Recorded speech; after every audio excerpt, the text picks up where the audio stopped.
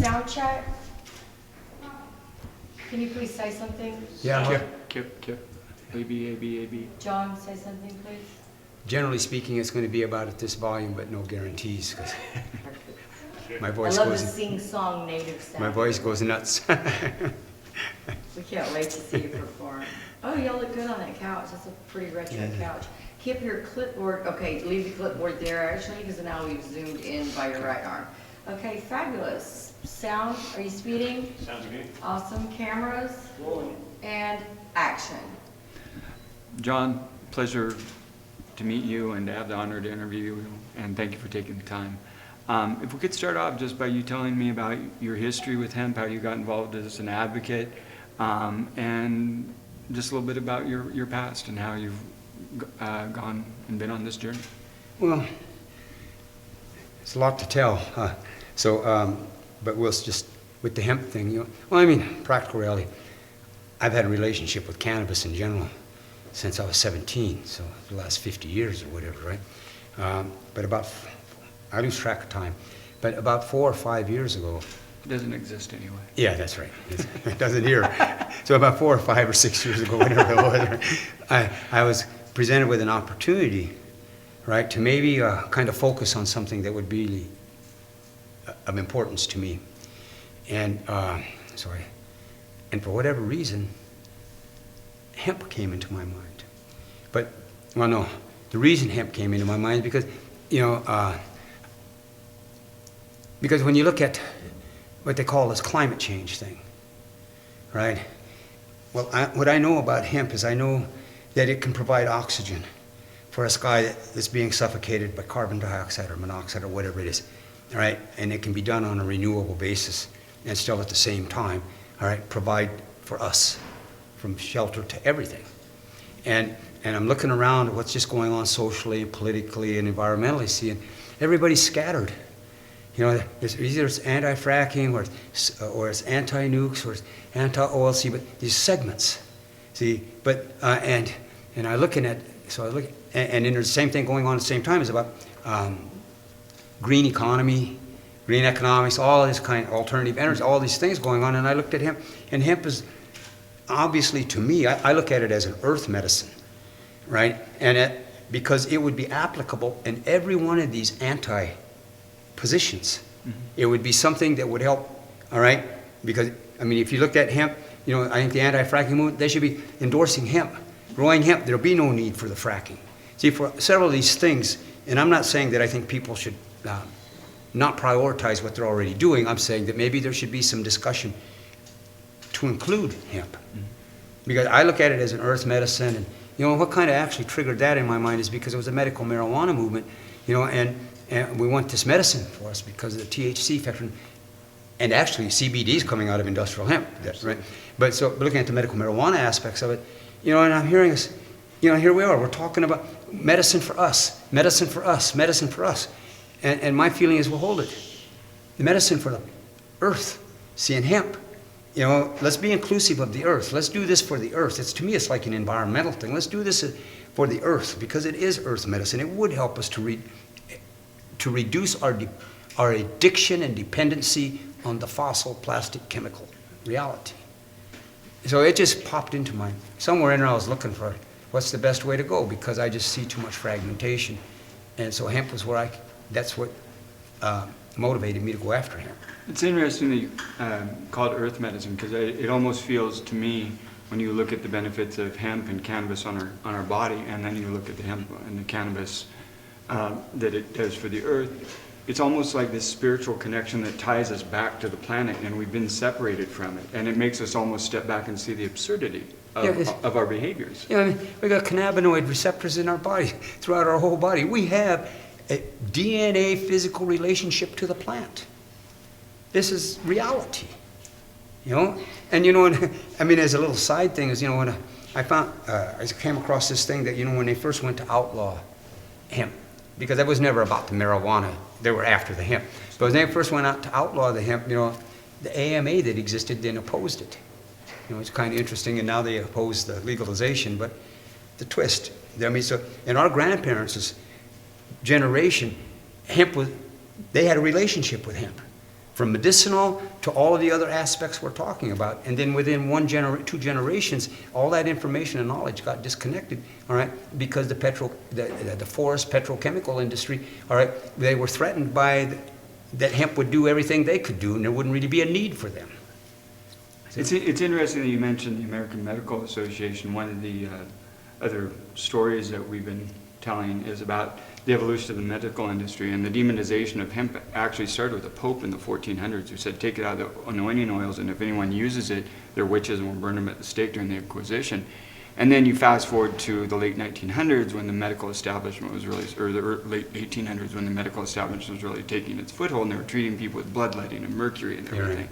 And you see every commercial on TV today, yeah, we're going to get you a boner, we're going to fix your heart, but you're going to die after you take our medicine.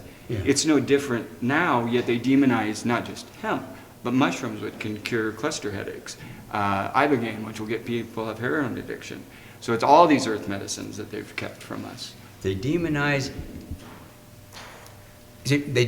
medicine and replace medicine with narcotic of to some degree and form. They demonize medicine, replace it with some type of a chemical, all right? Because number one, the earth doesn't grow drugs. This doesn't happen. All right, man makes drugs through a chemical process out of the plants and herbs that the earth grows. See, so when I look at things like mushrooms and hemp and various things that come out of the earth, right, they are medicines and they should be used as a medicine. Yeah, but we no longer have that understanding. I mean, because, unfortunately, a lot of times I think that people go after using some of these what I call sacred, these medicines, and sometimes they misuse it, in the chase. So this is why there really needs to be a clear understanding of what really this is all about. And so what our approach to it is, we're looking at hemp, industrial hemp. Our whole objective is to get people thinking about it. That's our goal. Get it out there however we can and get people thinking about it. Because, practical reality, it would create practical reality. People talk about the economics of recreational and medicinal marijuana. The economics of industrial hemp would dwarf the economics of these recreational and medicinal. Just with medicinal hemp, they're estimating with legalization $120 billion in tax revenue. And like you said, the hemp industry would dwarf that. So you're talking trillions and trillions of dollars. See, so that's why, that's why the petrochemical group, right, they oppose this, because that's going to be their billions and billions of dollars. That's how they're kind of looking at it, right? But our feeling, frankly, I think democracy is a big lie. I think democracy is just this little mask they put on, really. And while there's that industrial ruling class, they kind of, everything answers and is subversive to them. But I think but if you put this information out there, because when you look at it now, there's a certain desperation coming in this society because of the new redistribution of the wealth. And I think that out of desperation, if nothing else, many people will be willing to listen and consider, all right, alternative ways to deal with the situation. And so one of the things we did with what we're doing, we will work with anyone, but we're trying to focus on the identity of industrial hemp. This isn't about medical marijuana. It isn't about the pot aspects. This is about industrial hemp and getting people to recognize the value to it. And we chose to approach the Grange, work with the people of the land. Because when I look back at all of the movements, I'm 68, all the stuff that went on in my life, we never had a movement that was really, had land-based people. The anti-war movement, all this stuff. See, but we never had, it was never inclusive of the people who are land-based. And see, hemp gives us that opportunity to be inclusive of the farmers, the people that work with the land. And you're talking specifically about your Hempstead Project Heart. Hempstead Project Heart, yes. That's what we're doing. That's our approach. But our objective is we just want to stimulate discussion, because we figure if people are talking about it, then they're thinking about it. Because right now, see, it's like America has been psychologically traumatized, in the last 10 years, especially there's this psychological trauma that has happened since nobody's thinking clearly. Everything is now an emotional reaction to fear. Yep. All right? Absolutely. Everything. See, so we're just trying to find a way to introduce something that would make sense. And our whole approach to it is, we're not asking anybody to believe us. I don't want people to believe me. What I want is that people, if what we're saying makes sense to them, then we want them to go look. All right, we want them to examine the facts and take on because part of the Project Heart is Yeah, our real goal is we want to put enough information out there that if it makes sense to people, then they will now go into the internet, all right, and they will research and find everything they possibly can about industrial hemp on their own. Because we feel that that's, because people, because, I mean, and then if they would go and take and make sense to people that they think it makes sense to. Because this is our idea, because, the old movement stuff of the past, it doesn't really work. I mean, we need to be thinking in terms of thinking, all right, and thinking objectively, all right, to recognize the reality that we're in. Because in my own opinion, all right, all the political movements, activists, I've been involved, all my adult life, but when push comes to shove, hey, we didn't cut it. The beast is bigger and more dangerous than they were before we started out because their technology makes them more dangerous, their drugs makes them, all right, so we didn't cut it. All right, so what I think is the best thing, so we need to learn from that. It's time to not pass on to the next generation our same mistakes. Here, do it this way, go on, just protest because it's good to protest or whatever, and this gives you an emotional outlet. No, we need to introduce some thinking into what's going on here. We have to have a better product for them to turn to because most people aren't going to figure that out. And and you hit on it, it's like we have to move from fear to love. We have to. Well, I'd say from fear to coherence. All right, and the thing is because. And when I look at, nobody's encouraging thinking. I mean, when I would look at, say, environmental, or what we call movement allies and stuff, nobody is encouraging thinking. Everybody is encouraging, believe me. Believe what I'm saying. Believe my story. Nobody is encouraging thinking. All right, now, frankly, in my own opinion, nothing's going to change if we don't change our thinking. All right, I mean thinking because, we've been imprinted to believe. We've been imprinted to believe the lie. We've been imprinted to believe there's something wrong with us. We've been imprinted to fear who we are. We've been imprinted to believe, to the point of now where we believe thinking. Believing is, we call it thinking, but it's not. And so we look at, because this whole idea of power of the people and all of, everything is about energy, all right? And when we look at, everything is about energy, and when we think, we project electromagnetic energy. But when we believe, we're not projecting it in the same kind of a way. Well, I think we have to change our thinking, but we have to first change our feeling about what we're thinking. Because they've done a lot of studies, and I'm sure you're aware of these, but the heart puts out 10,000 times the electromagnetic energy that the brain does. Yeah. And I think we have to get people to, in my opinion, change how we feel about our thinking, and then we think. Right now we're thinking, and like you said, we're thinking from panic. Yeah, because I got this thing here. See, we're not thinking from what we feel because we're not really feeling anymore.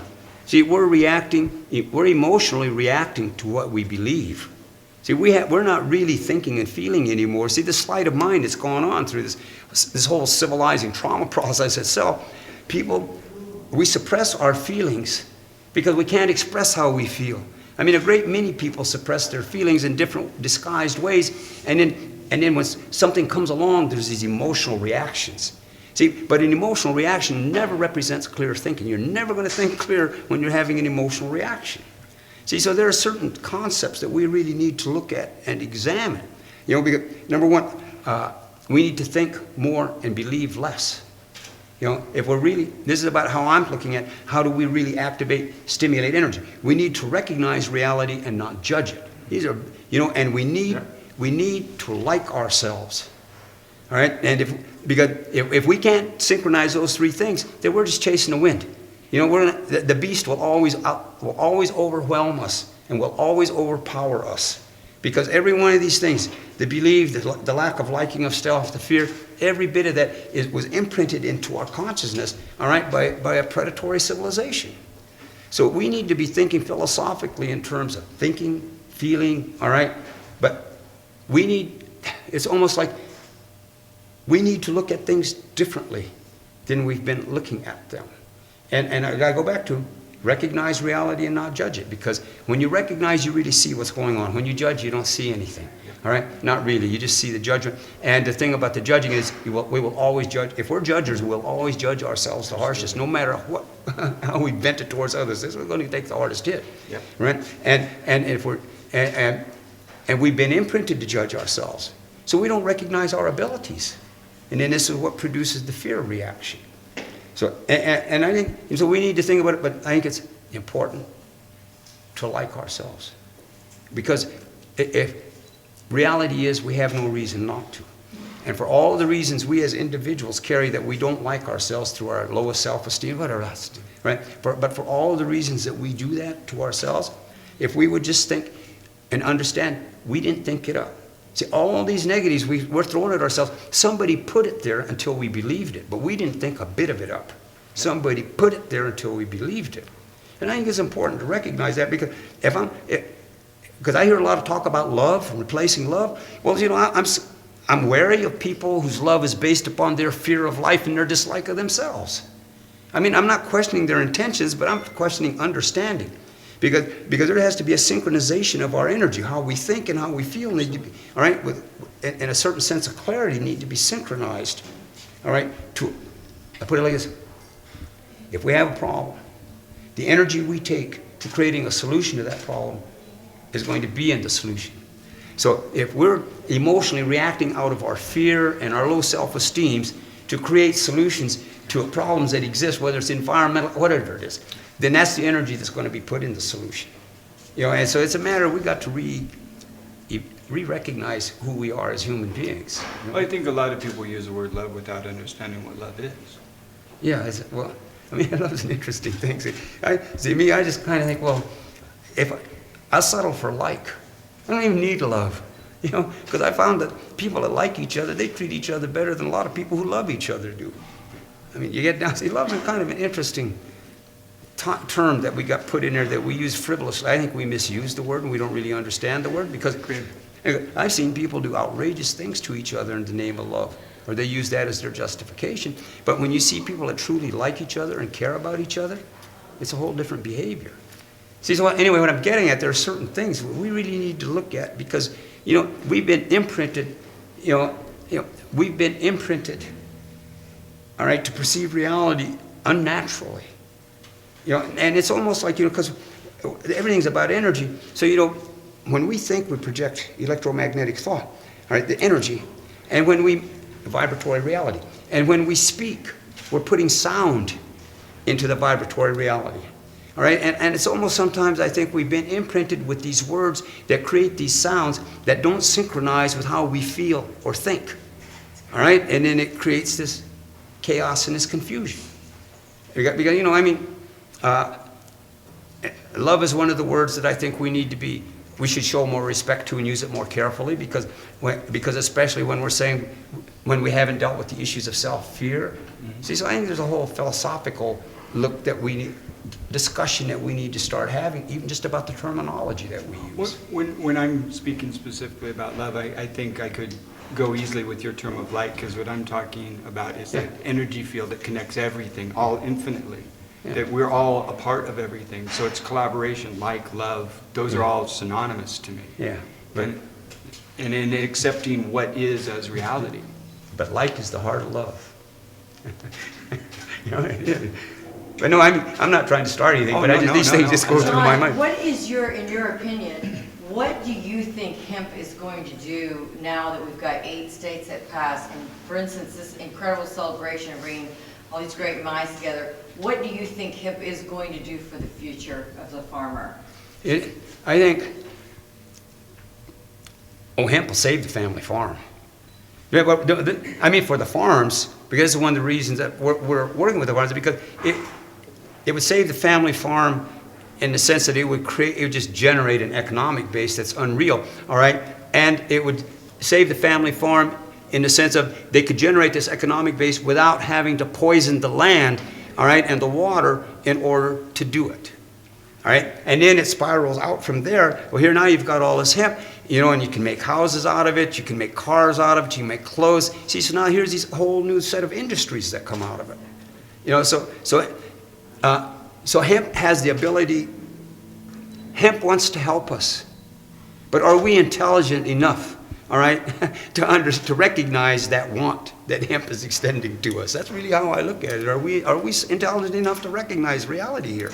Exactly. Right? But Kip has a brilliant question for you in regard to, if you could sum up in one word what you consider to be the encompassing word to describe the hemp plant, what is that word for you? Medicine. You are an amazing poet. Oh, Medicine. sorry. Say It's it again. hemp is medicine. It is medicine. You know, and that's what it is. I mean, it's the And one would you word. mind looking at our camera and saying, "My name is John Trudell, and I am a hempster"? Well, I don't You know can about say it however you want to say it. however my words, right? Okay. We'd like for you to make a my song name- out of it, actually. My name is John Trudell. I have cannabinoid receptors in my body. I am part hemp. Thank you so much. Okay, thank you. Thank That you. works. My friend, that was beautiful. All right, cool. We I ran get out of lost time sometimes. with you. What could that be? You cast a spell, by the way, as a musician, poet, which you really are, but you're so lyrical in the way you speak that you literally do cast a spell when you perform, and even for this interview, like, it's just emanating. It's fabulous. Do you feel in your heart of hearts that if we embrace hemp fully right now, that we can change our ways and that we can save the planet? Well, it isn't about saving the planet, it's about saving ourselves. The planet will outlast us. Whatever we do, we're doing to us. And the planet will evolve. The planet has been through everything. So we're not going to wreck this planet, we're not going to destroy it. What we're going to do, so it's a matter of hemp is an opportunity for us to help us save ourselves. But the planet will endure. You know, I mean, the dinosaurs lasted longer than we are. For sure, a lot. Right? And when they got to be too many, nature took care of it. Yeah. But no, I think that hemp.